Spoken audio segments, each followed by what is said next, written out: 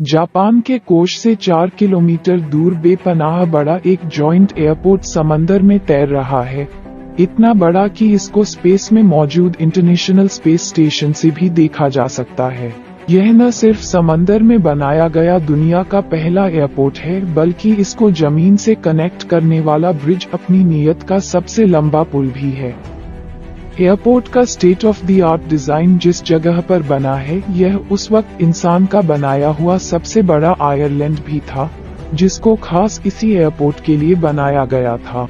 20 अरब dollar यानी करीब 1650 अरब रुपयों की लागत से तैयार किया गया है। तो ये पूरा प्रोजेक्ट एक इंजीनियरिंग मास्टर बीच, लेकिन कंस्ट्रक्शन के वक्त इसमें ऐसी क्या कमी छोड़ी गई थी कि ये दिन ब दिन समंदर में डूबता जा रहा है। जापान ने जमीन को छोड़कर समंदर में एयरपोर्ट बनाने का ये खतरा क्यों मोल लिया, और अब इसको डूबने से रोकने के लिए इंजीनियर क्या प्लानिंग कर रहे हैं? फैक्ट शमसम के वीडियोज में एक बार फिर से स्वागत।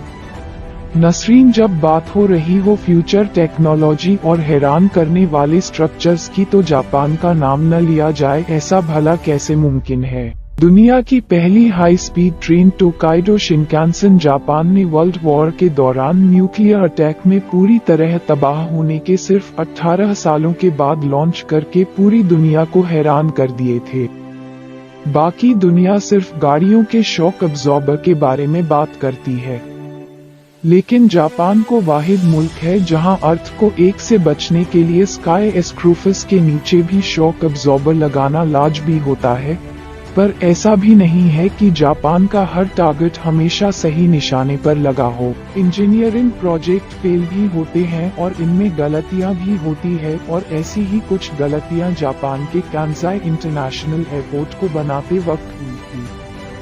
जापान के कांजाई रीजन में बना यह एयरपोर्ट वैसे तो ओसाका सिटी, कोबी और क्योटो से बहुत करीब है, जहां ऑलरेडी 3 एयरपोर्ट सिर्फ 50 किलोमीटर के रेडियस के अंदर मौजूद हैं। लेकिन जापान की बढ़ती हुई पॉपुलेशन और इकोनॉमिक डिमांड को देखते हुए यहां एक और एयरपोर्ट की जरूरत थी। अब मसला ये था कि जो एयरपोर्ट्स ऑलरेडी यहां मौजूद थे, उनके चारों तरफ आबादी ही आबादी है। उन एयरपोर्ट्स को एक्सपेंड करना पॉसिबल नहीं था, और दूसरी तरफ कांजाई रीजन में जो जमीन खाली पड़ी थी वह फार्मर के इस्तेमाल में थी, जिन्होंने एयरपोर्ट के लिए देने से इनकार कर दिया। जापान के पास अपनी एक्सपोर्ट्स बढ़ाने और इंटरनेशनल टूरिस्ट को अच्छी तरह फैसिलिटेट करने का सिर्फ यही एक ऑप्शन बचा था कि कैसे भी करके ओसाका भी बे के ऊपर एयरपोर्ट बनाया जाए। ओसाका वे की ये हिस्सा करीब 60 फीट गहरा है, और यहाँ एयरपोर्ट बनाने का मतलब है कि पहले यहाँ आयरलैंड बनाया जाए। कांजाई इंटरनेशनल एयरपोर्ट की कंस्ट्रक्शन 1987 में इस बात की गई थी। उस वक्त प्रोजेक्ट के लिए सिर्फ $8 बिलियन के खर्चे का एस्टीमेट किया गया था, लेकिन प्रोजेक्ट की कॉम्प्लिकेशन की वजह से यह रकम 8 बिलियन से $20 बिलियन तक जा पहुंची। अगर इसको जमीन पर बनाया जाता तो ये कॉस्ट इससे भी डबल हो जाती, क्योंकि फार्मर से जमीन लेने के लिए उनको भारी कंपनसेशन भी देना पड़ता। इंजीनियर ने कांजाई एयरपोर्ट के लिए 2 आइलैंड्स डिजाइन की, एक 4 किलोमीटर तो दूसरा 5 किलोमीटर लंबा। ये दोनों आइलैंड्स एक में सी वॉल के दम पर खड़े होंगे। यहाँ समंदर करीब 60 फीट गहरा है, जिसको भरने के लिए पहाड़ों से 750 मिलियन क्यूबिक फीट मिट्टी खोदकर लाई गई। जापान ने इससे पहले भी कई आइलैंड्स बनाए थे, लेकिन इस केस में कोष से 4 किलोमीटर दूर समंदर के बॉटम पर मौजूद कीचड़ काफी अलग थी, जिस पर एक सुपर स्ट्रक्चर बनाना खतरे से काली नहीं था। इंजीनियर ने समंदर के बॉटम पर मौजूद इस कीचड़ के सैंपल टेस्टिंग और कैलकुलेशन के बाद कुछ एक्सपर्ट्स ने यह अंदाजा लगाया कि जहां एयरपोर्ट 19 फीट तक अंदर दासेगा, जबकि कुछ का कहना था कि यह 25 फीट से भी ज्यादा अंदर दास सकता है। मजे की बात यह है कि दोनों सूरतों में एयरपोर्ट को अंदर दासना ही था।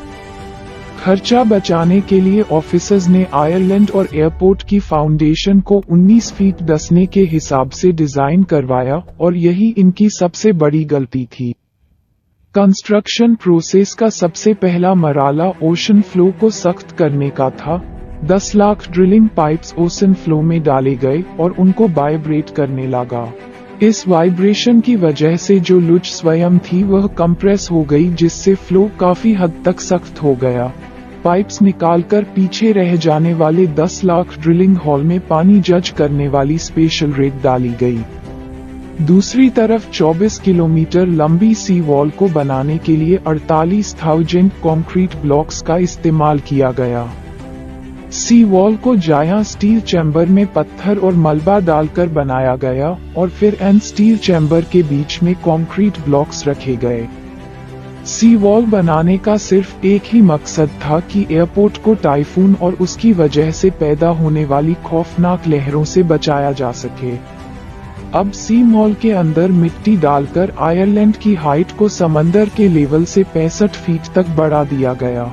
आयरलैंड बनाने के बाद कंस्ट्रक्शन वर्कर्स ने एयरपोर्ट और रनवे की कंस्ट्रक्शन का काम स्टार्ट कर दिया। 1990 में ओसाका से एयरपोर्ट तक ब्रिज को भी बना दिया गया, जो करीब $1 बिलियन का खर्चा खा गया। कांजाई इंटरनेशनल एयरपोर्ट का अंदर धंसना पहले से तय था, लेकिन इंजीनियर और ऑफिशियल्स को एक बहुत बड़ी गलतफहमी थी कि एयरपोर्ट सिर्फ 19 फीट अंदर दिसेगा से, जबकि कंस्ट्रक्शन के दौरान ही आयरलैंड करीब 34 फीट तक अंदर जा चुका था। आयरलैंड जो समंदर से 65 फीट ऊपर उठाया गया था, उसमें से 34 फीट एयरपोर्ट लॉन्च होने से पहले ही कम हो चुके थे। इस गहमागहमी में इंजीनियर ने एस्टीमेट लगाया कि 50 सालों में आयरलैंड समंदर से 13 फीट की ऊंचाई पर आकर अच्छी तरह स्टेबल हो जाएगा। 13 फीट की ऊंचाई एयरपोर्ट को सेटअप से बचाने के लिए कम से कम रिक्वायरमेंट है, लेकिन यहाँ पर भी इनका एस्टीमेट गलत साबित हुआ, क्योंकि जो चीज वह 50 सालों के बाद एक्सपेक्ट कर रहे थे वो सिर्फ 10 सालों में ही आ खड़ी हुई। जी हाँ, एयरपोर्ट के दूसरे टर्मिनल की लॉन्च तक आइलैंड 52 फीट कर सिर्फ 13 फीट की ऊंचाई तक पहुंच चुका था, और आज वह बहुत ही डेंजरस लेवल पर खड़ा दिन ब दिन मसीत अंदर जाता जा रहा है। अब ये कहा जा रहा है कि 2056 तक कांजाई इंटरनेशनल एयरपोर्ट 13 फीट मस्जिद दसकर समंदर के लेवल तक पहुंच जाएगा। इस चीज से बचने के लिए हर आए दिन एयरपोर्ट की मजीद ऊंचा किया जाता है, जिसमें अभी तक $150 मिलियन खर्च हो चुके हैं। लेकिन कांजाई इंटरनेशनल एयरपोर्ट को बचाने के लिए सिर्फ सी वॉल को ही मजबूत नहीं किया जा रहा, एयरपोर्ट की फाउंडेशन ने हाइड्रोलिक जैक लगाए गए हैं, जिनको हर दूसरे साल ऊपर किया जाता है। हर 2 सालों के बाद पूरे एयरपोर्ट की फाउंडेशन को करीब 1.5 इंच ऊपर किया जाता है, जिससे डूबने का खतरा कम तो नहीं हो रहा, लेकिन देले जरूर हो रहा है। आयरलैंड और एयरपोर्ट को बचाने के लिए ये जो भी इकदाम किए जा रहे हैं, ये सिर्फ आरजी इकदाम है। जापान को अच्छी तरह मालूम है कि एयरपोर्ट एक ना एक दिन हाथ से निकल जाएगा।